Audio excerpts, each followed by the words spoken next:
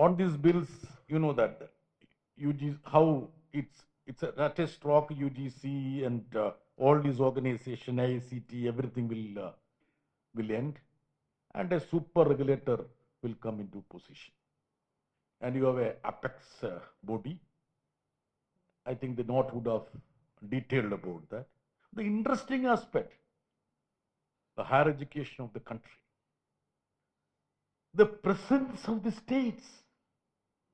Hardly 2 part-time members in 12-member apex body.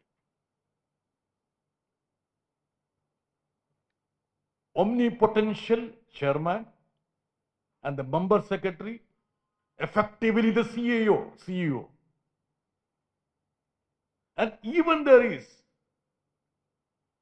no procedure for picking up who should represent the states.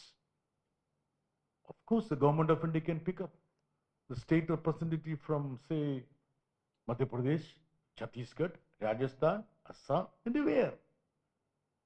You don't even need to balance the regional aspects of this nation. In the UGC Act, there was a provision that not less than 4 should be part of from the state government.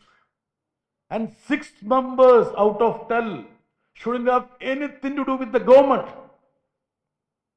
Should be from the academic community, different branches. If suppose somebody was attached to the government of India, you are not even eligible to be a chairman. That was the UGC Act. So even those acts with which I have personal quarrel, even those provisions have been left out, and there is a high level of dose of concentration of power. Now, there are 2 clauses which I think this note also would have said. I think clause 47. Any time the government of India can dismantle, any time. Another clause 49, which says that any statute, whether it has been passed or going to be passed, this will supersede. This will supersede. See, if you look at the higher education or education as such, the 74% of the expenditure is borne by the state governments. Hardly 24% by the government of India. Now you will say that 24% is not a small amount. But you know what is the catch there, which innocent souls may not be aware of the nuances of this so-called 24%. This government brought in a cess, which was a separate cess, that education and health cess. Now it is a combined cess. 4% cess on income tax as education and health. I was looking the budget purpose 25-26. You know what is the amount mopped up by this cess? 94,000 crores have been mopped up by the government of India. So the catch is that this 94,000 crores which have been mopped up by the government of India in the form of cess, you don't need to share with the states. The Finance Commission said 42% of all the revenue generated need to be dwelt to the states also. 42% disbursed to the states. After Jammu and Kashmir unilaterally became a union territory. When I say unilateral means, suppose for the first time, the Article 3 of the Indian Constitution was misinterpreted in such a way that the Parliament has the competence to convert a full-fledged state to a union territory at the drop of a hat. Suppose, imagine that a particular political party which is ruling at the center is not in a position to capture power or win the state of Kerala. Imagine you need to, imagination need not have any sound basis, but still, imagine, hypothetically.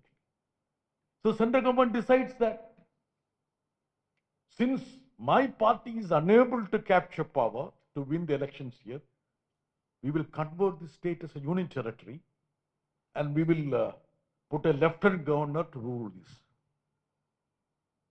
Rajan Gurukul sir, is it possible? It's possible. As per the way in which Jammu and Kashmir was converted as a union territory and how the Supreme Court endorsed that. We all expected the Supreme Court to be much more judicial in interpreting the constitutional provisions. But alas, in many other cases, it happened that here also the Supreme Court fudged, failed us, failed the Constitution. So, coming back to the cess, so the so-called 24% of expenditure is actually the amount which the state deserved through the dispersal of the revenue, but the center is keeping because the cess and surcharges need not be shared with the state governments. This is the fiscal scheme at the center. Now think about the quantum of surcharge and duty and cess that has been mopped up. I will give you a small statistics. 7 or 8 years back, the total amount which used to be garnered by the union government in the form of this particular head of account was something like 25,000 crore, hardly. You know what is the amount now? Anybody has got? 7 lakh crore. 7 lakh crore. That means the Finance Commission recommended 42%, effectively comes down to 29 or 30%. So even the 24% expenditure which the center claims to be bearing is actually a eyewash. This is what I am going to stress on that. Now, how to deal with this situation? Now, you know the number of universities in India. It should be something like, say, 1,100, 400. And out of that, something like 70 or 80 would be private universities. Then some 60 or 70 would be central universities, right? 300 plus, okay. So the large chunk of universities have been built by the state governments. So the agony, the pain that has been borne by the central government is negligible compared to the efforts that had been put by the state governments. If you take a cumulative investments that have been done by states like Kerala in education, it would be a huge figure, a mind-boggling figure. It would be a case in other states also. See, all these investments, efforts, initiatives that have been invested for generations together are being taken over, hijacked by 3 pages or 4 pages that's been presented in the Indian Parliament. This is the real story of this so-called higher education bill. Now, how to go about? That is something which we all need to put our heads together. I don't have a solution. In Parliament, we can only speak, we can only put up amendments.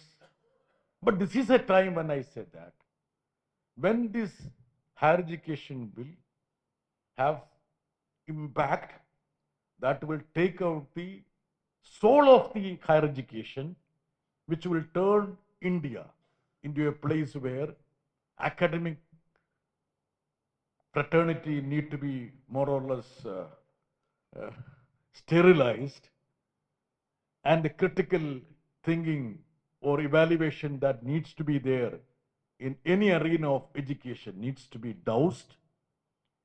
What could be the future of this country? How are you going to conduct the discourse of the country? Higher education is one area where you ignite the minds. All those ideas, let me just underscore that. All those ideas, concepts, theories that would have made drastic changes in the societies would have emanated from universities. All those. The moment you decide that, you need to plug those ventilations, the ideas will evaporate. The universities will not be places where people ideate and come with concepts which could change the livelihood, the public discourse of the society. So the precatory effect of a piece of legislation like this on our society, on even the democratic fabric of the country is very huge. I am one person who always believes that the unity of this country can be maintained by three ingredients. First is democracy, second is federalism, third is secularism. This is my view. I know many of you may not agree with me. But these are the three verticals on which the unity of this country remains. So think about a piece of legislation which have got huge impact on these three pillars, because you are going to dent the federal nature of this country. This is going to have tremendous impact on the democratic discourse. And third, even the secularism. Why I say so? Most of the time I am positioned in Delhi. The other day there was an article in New York Times, I think which was published by Times of India also, which said that Chinese universities are flourishing. Even most of the American universities are lagging behind. There's a huge surge in the excellence of the Chinese university. This is an article by New York Times, not by any Chinese speaking daily or anybody who is supposed to be close to a Chinese establishment. This was published by Times of India, not by any left-wing purpose, not even by Hindu, I can tell you that. So even Dr. Govinda, even people may have an objection to Hindu, that's what I'm saying there. Why it has happened? India is nowhere in the picture. So I just test a message to the higher education minister with this copy of this, the central minister, by saying that. See, I'm not surprised. When your focus is elsewhere, I even tweeted that. Look at the syllabus of our universities now. In Delhi University, what is that Vedic science or something like that? All these Vedic aspects has come to a research institute in Madhya Pradesh, plundered something like 5 crore or 6 crore, researching on the qualities of cow dung and cow urine and milk to cure cancer. Don't be surprised. This will be part of the syllabus for those science students. Even the COVID time, how people were applying cow dung on your body to make sure that this COVID will not be affected. So the syllabus, now if you look at the history, all good things have been done by the Hindu Rajas. All bad things have been done by the Muslim Rajas. Historical perspective need to be dealt by those erudite persons who are on the stage now. But seeing the syllabus, I was surprised.